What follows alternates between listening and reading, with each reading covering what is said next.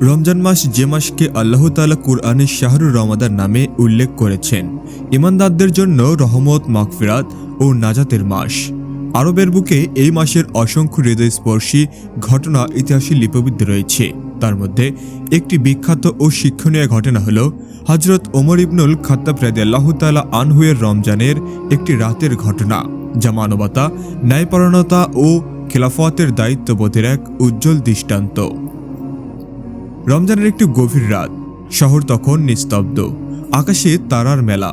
মদিনার অলিগলি দিয়ে ধীর পায়ে হেঁটে চলেছেন খলিফা ওমর রাদিয়াল্লাহু তাআলা আনহু। তার সঙ্গে ছিলেন বিশ্বস্ত সঙ্গী আসলাম, যিনি ছিলেন তার খাদেম। হযরত ওমর রাদিয়াল্লাহু তাআলা আনহু এর একটি অভ্যাস ছিল রাতে ছদ্মবেশে শহর পরিদর্শন করা।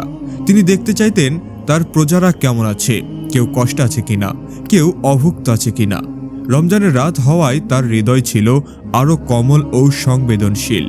হাঁটতে হাঁটতে তারা শহরের প্রান্তে একটি ক্ষীণ আলোর ঝলক দেখতে পেলেন। ওমর রাদিয়াল্লাহু তাআলা আনহু থেমে গেলেন, বললেন, আসলাম, চলো দেখি ওখানে কি হচ্ছে।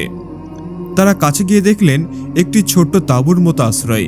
ভেতর থেকে শিশুদের কান্নার শব্দ আসছে। একজন মহিলা চুলার উপর একটি হাঁড়ি বসিয়ে নাড়ছেন।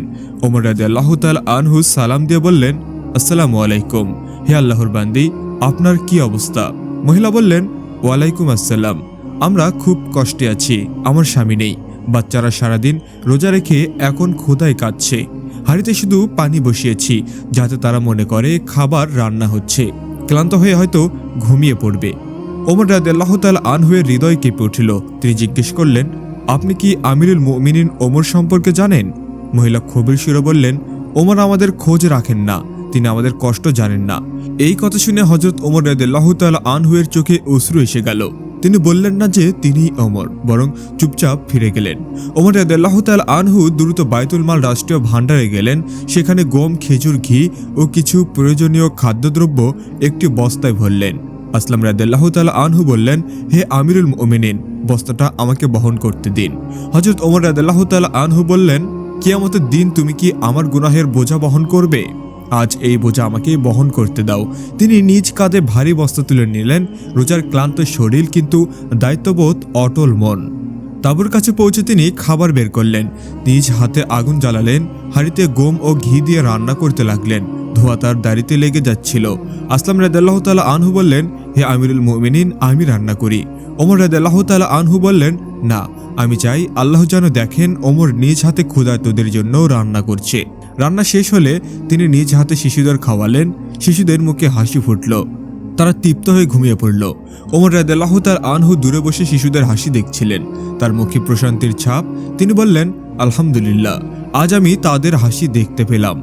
ফিরে আসার পথে হযরত ওমর রাদিয়াল্লাহু তাআলা আনহু বললেন, হে ওমর, যদি তুমি জনগণের দায়িত্ব ঠিকভাবে পালন না করো তবে আল্লাহর কাছে কি জবাব দেবে? রমজানের রাত তাকে আরও বেশি আত্মসমালোচনায় উদ্ধৃত করেছিল। রোজা শুধু ক্ষুধা সহ্য করার নাম নয়, এটি মানুষের দুঃখ বোঝার শিক্ষা দেয়। এই ঘটনা মদিনা নগরীতে সংঘটিত হয়েছিল যখন ইসলামী রাষ্ট্রদূত বিস্তার লাভ করেছিল। খলিফা হিসেবে ওমর রাদিয়াল্লাহু তাআলা আনহু এর সময় ছিল ন্যায়পরায়ণতার সোনালী যুগ।